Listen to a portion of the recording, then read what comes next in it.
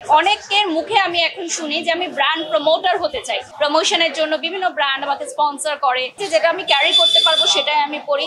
সাম্প্রতিক সময়ে বিভিন্ন আলোচনা সমালোচনা এবং তর্কের সৃষ্টি হয়েছে আমাদের এই ব্র্যান্ড প্রমোশন সেক্টরটা নিয়ে। অনেকেই নানান ধরনের বিরূপ মন্তব্য করেছে। তো আমি মনে করি যে যেই সেক্টরে আসলে খারাপ আছে ভালো আছে, তো যদি খারাপ আপনারা দেখেন তাহলে ভালো দিকটাও দেখেন, যেখানে অনেক মেয়েরা কাজ করছে, অনেক নতুন মেয়েরাও কিন্তু কাজ করতে আসছে। এবং অনেকের মুখে আমি এখন শুনি যে আমি ব্র্যান্ড প্রমোটার হতে চাই। এটা কিন্তু অনেক বড় একটা আস্থার জায়গা আমার জন্য, যে আমি সেই জায়গাটা তৈরি করতে পেরেছি যে নেক্সট জেনারেশনের মেয়েরা যাতে বলে, যে আগে বলতো যে ডাক্তার ইঞ্জিনিয়ার উকিল হতে চায়, এখন তো বলে যে ইউটিউবার হতে চায়, ব্র্যান্ড প্রমোটার হতে চায়, ইনফ্যাক্ট মেকআপ আর্টিস্ট হতে চায়। এখন প্রচুর মেয়ে যারা ঘরে বসেছিল তারা মেকআপ শিখে মেকআপ আর্টিস্ট হচ্ছে, দেশের বাইরে আমাদের মেকআপকে শিখাচ্ছে, ট্রেন করছে। সো এটা অনেক বড় একটা পাওয়া, আমাদের মেয়েরা কোনো অংশে পিছিয়ে নেই আমি মনে করি। আমি আজকে একটা অ্যাওয়ার্ড ফাংশনে এসেছি, দ্যাটস ওয়াই আমি অ্যাওয়ার্ড ফাংশনেরই ড্রেস পরবো। যেমন জিম নিয়ে অনেকে কথা বলে আমার পোশাক নিয়ে, জিমে তো আমি শাড়ি পরে জিম করতে যাব না, বা আমি গাউন পরে জিম করতে যাবো না। জিমের জন্য একটা নির্দিষ্ট পোশাক আছে, সেটা পরেই যেতে হয় আমাকে। মেকআপ আর্টিস্টরা প্রতিদিনই আর্টিস্টদেরকে সুন্দর করার জন্য অনেক বেশি পরিশ্রম করে থাকে। আমি বেস্ট ব্রাইডাল মডেল হিসেবে সম্মাননা পেয়েছি। আমি বাংলাদেশের সর্বাধিক মেকআপ আর্টিস্টদের সাথে অ্যাজ আ ব্রাইডাল মডেল হিসেবে কাজ করেছি। যখন কাজের শুরুতে আমি আসি, মডেলিং করি, তো মেকআপ আর্টিস্টদের সাথে আমার একটি দারুণ সখ্যতা রয়েছে।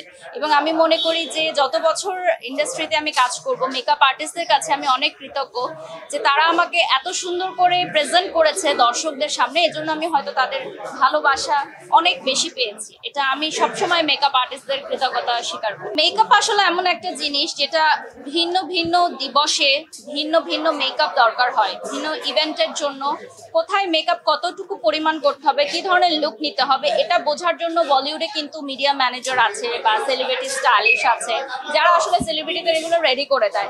বাট বাংলাদেশেই মনে হয় শুধু আমরা এগুলো একা একা রেডি করি। বেশিরভাগ আর্টিস্টরাই আমরা নিজেরাই রেডি করি যে কি ড্রেস পরবো, কি মেকআপ করবো। সো এটা কিন্তু অনেক বড় একটা মেন্টাল স্ট্রেস, যে আমাকে সবচেয়ে সুন্দর লাগতে হবে, আকর্ষণীয় লাগতে হবে। ডেফিনেটলি আমরা যখন কোনো প্রোগ্রামে যাই প্রত্যেকেই চায় যে আমাকে অনেক সুন্দর লাগে। এগুলোও কিন্তু আমাদের নিজেদেরকেই আসলে আয়োজন করতে হয় প্রত্যেকটা ইভেন্টের আগে, যেহেতু ডেইলি ইভেন্ট থাকে, তো অনেক বেশি ব্যস্ততাও যায়। তো আমি বলবো যে মেকআপ খুবই গুরুত্বপূর্ণ।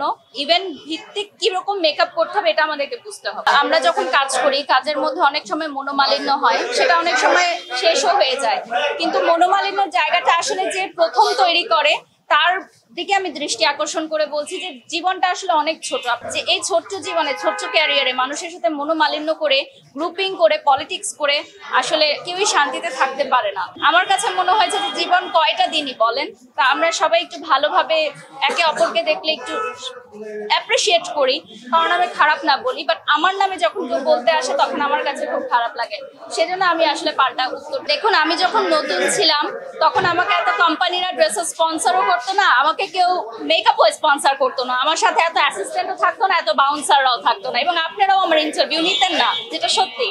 তো যখন একটা মানুষ হাইলাইট হয়, যখন একটা মানুষ হচ্ছে একটা কর্মজীবনের পিক আপ সময় থাকে, তখন সে নানান ধরনের পোশাক, নানান ধরনের রূপেই নিজেকে প্রেজেন্ট করবে, এটাই খুবই স্বাভাবিক। এবং এখন আমি যে পোশাকগুলো পরি, এগুলো প্রমোশনের জন্য বিভিন্ন ব্র্যান্ড আমাকে স্পন্সর করে।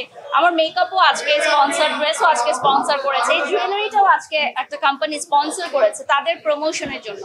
তো এগুলো আমাকে পড়তে হয়, এবং আমি মনে করি যে যেটা আমি ক্যারি করতে পারবো সেটাই আমি পরি। আপনারাও যদি ক্যারি করতে পারেন আপনারাও পরেন। হ্যাঁ, জায়গা ভেদে অবশ্যই পোশাক করতে হবে। এই পোশাক পরে আমি শপিং মলে যাব না।